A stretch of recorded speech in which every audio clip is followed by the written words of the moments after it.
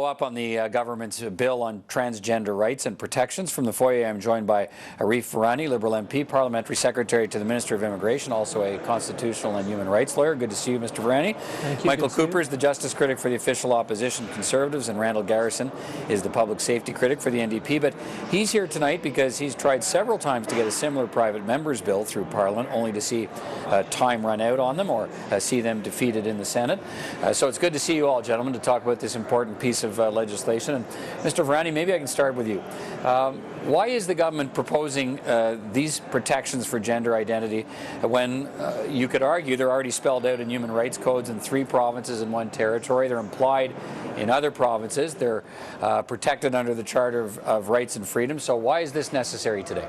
Well, there's 2 reasons. One is that is a matter of pure law. When you entrench something in the Canada Human Rights Act, you cover off areas that don't fall under the jurisdiction of those provincial Human Rights Act or necessarily under the jurisdiction of the Constitution, because the Canada Human Rights Act is for regulating discrimination in specific contexts. Right. But secondarily, it also has a very strong symbolic import. When we entrench specific terms in legislation, that has value, it has meaning in terms of the statement that the government is making, but it also resonates for the communities that are affected. So for the trans and gender expressive communities that are affected by this legislation, it is very, very significant, and it's important to do right by a community that has hitherto been discriminated against at quite a high level. Okay, will this be a free vote in your caucus?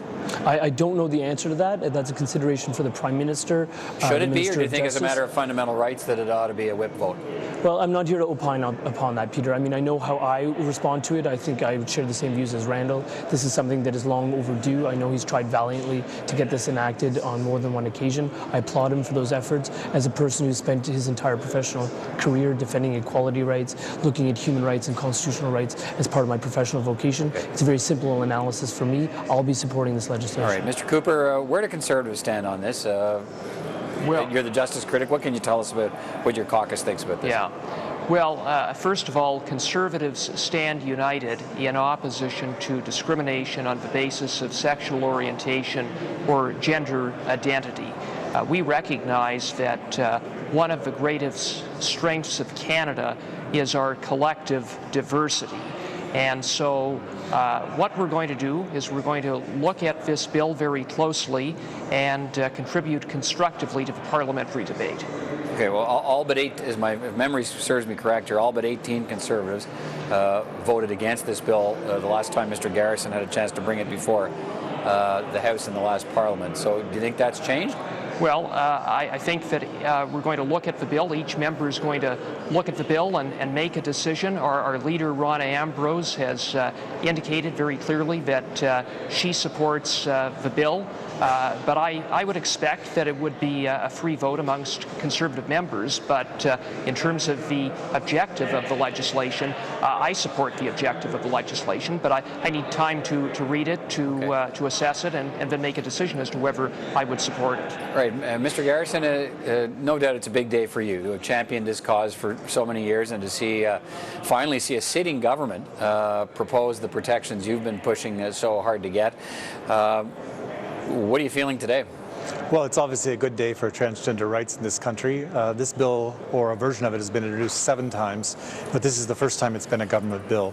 And so what I think you're seeing, both in the House today and in the discussion here on your panel, is that politicians are catching up with public opinion in Canada, which has become much more protective and accepting of the rights of all Canadians, including transgender and gender variant Canadians. So we're just catching up with the public. Why do you think that's happening? Particularly some of those in Parliament who opposed it. We're already hearing from some of them today saying, look, I'm rethinking this now. I've had time to think about it. Times are changing. What do you think's making them come to that realization? Well, while the public debate has been long, it's been very instructive to a lot of people who simply weren't familiar with the situation of transgender people in this country. And first and foremost, I have to give credit to the transgender community who've stepped forward and are willing to be public about who they are and the difficulties they've faced in accessing Canadian society, whether it's housing, whether it's jobs, whether it's identity documents. When transgender people began to speak out about those obstacles, Canadians began to listen.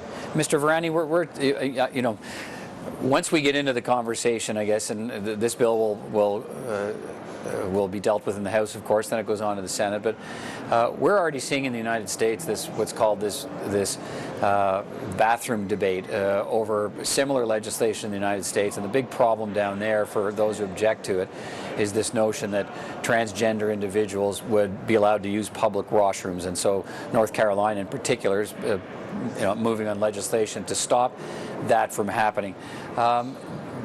There are people in this country who feel the same way about this bathroom issue, and we'll see whether that gets expressed by legislators. But what are your thoughts on that conversation, and whether it should take place in Canada, or how it should take place in Canada? Well, it's going to be a robust conversation here in Canada. I'm particularly happy about the fact that our political discourse is at a different level and of a different nature than what you see in the United States. It is specific to, I think, certain southern United States. You've seen criticism and dissent on it within the American population, but here in Canada, I'm expecting a lot more rigor in terms of the analysis. I'm expecting people to look at the issues carefully, not respond in sort of in ways that aren't thoughtful. The critical issue in iFaith and Canadians in responding to the fact that we object to discrimination on a number of grounds: religious, racial, national, ethnic origin. This is just complementing this piece, and as Randall was mentioning, and as you were mentioning yourself, Peter, it's about a societal evolution. I remember working as a parliamentary intern here 21 years ago when sexual orientation was amended to the very same portion of the criminal code you see it in now that's touched by this bill, and that was controversial at the time. 21 years later, we're way beyond that, and now we're looking at the next frontier, which is, unfortunately, it's taken too long, but it's for transgendered rights. Mr. Will the bathroom debate emerge? Possibly, but should it get a lot of traction? No, it should not. Mr. Cooper, is that a legitimate concern that transgender individuals would, I mean, it's not in the bill, but I mean, so if they want to use a public bathroom based on how they identify their own gender, not what's on a birth certificate, should they be allowed to? Well, I think what we need to do is we need to focus on the bill, and as you say, that issue is not related to this legislation. I think we need to be respectful, and I'm optimistic that discourse will prevail as Parliament considers this sensitive and important piece of legislation. It was one of the amendments proposed by a Conservative senator the last time around. Would you hope that senator doesn't?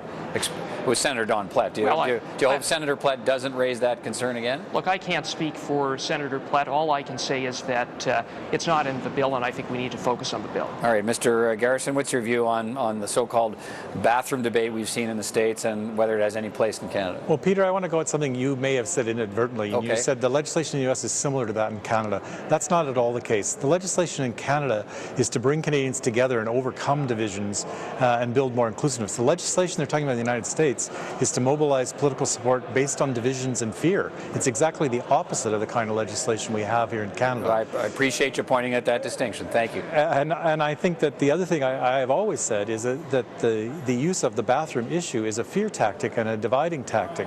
And the only people who've ever had problems in Canadian bathrooms are transgender people who are often perceived to be in the wrong place. So it's simply nothing to do with this bill and nothing to do with reality. And I suppose the case could be made that there's nothing preventing, if a person has ill will in mind entering a bathroom, nothing stops them from doing that today. If someone wants to dress up as the other gender now and go to a bathroom, it's for an illegal purpose, it's illegal. This won't change that. Just quickly to you, and then I'll move to your colleagues. Mr. Garrison, you also said today the big challenge now is to get this through the Senate, and you want the Liberals to do that. How do you expect them to do that? Well, I think there's two things, as I said. One is to get it through the House expeditiously, and where there were some attempts to get that done today, and that hasn't happened, unfortunately. Right. And the Liberals have designed some kind of new Senate that, frankly, I don't think anyone understands. But this is a government bill, so they have the responsibility to tell us how they're going to get government bills through the Senate. Let's ask Mr. Virani. How are you going to get it through the Senate? Well, you know that Peter Harder has been named as a senator. You know he's the government representative in the Senate. But you also know that we take very seriously reducing partisanship in the Senate, because we heard from Canadians about their views of that institution and the level of partisanship that was causing too much friction and really paralyzing the institution. We're working with senators of all stripes, as we should as a responsible government in the House of Commons, engaging them on issues of the day, on matters of the day, in order to try and advance the government's agenda. But we're also willing to work with them if they have propositions or positions that when they're trying to amend or strengthen legislation. That's part of what that dialogue between the two government houses, the two houses of Parliament needs to be. Mr. Cooper, do you have any sense of what your Senate colleagues might do with this bill? I mean, you do get to caucus together, and I know the bill's just out today, so when you have caucus tomorrow, maybe you'll have a better idea tomorrow, but when we speak of changing times, do you get the sense that perhaps some of the senators who may have had concerns with a bill similar to this, a lot like this the last time around, may feel differently this time? Yeah, well, Senator Platt has said, you mentioned him, he has said that it's a government bill, and so he's going to look at it very, very seriously. And he told us that in a phone conversation today, that he does view this differently as a government bill. Right. And so we're going to certainly have a discussion as a caucus, but I can say that we stand united in our opposition to discrimination on the basis of sexual orientation or gender identity, and that's certainly where we are united on. If there are technical reasons why we may or may not support it, well, those are discussions that we're going to have. But in terms of the objective of a bill, as I see it, I think that this is something that we are, as Conservatives, united on. All right, gentlemen, appreciate your time tonight on this this important issue. We'll continue to follow the debate, and take care. And again, thanks for your time. Thank you, Peter.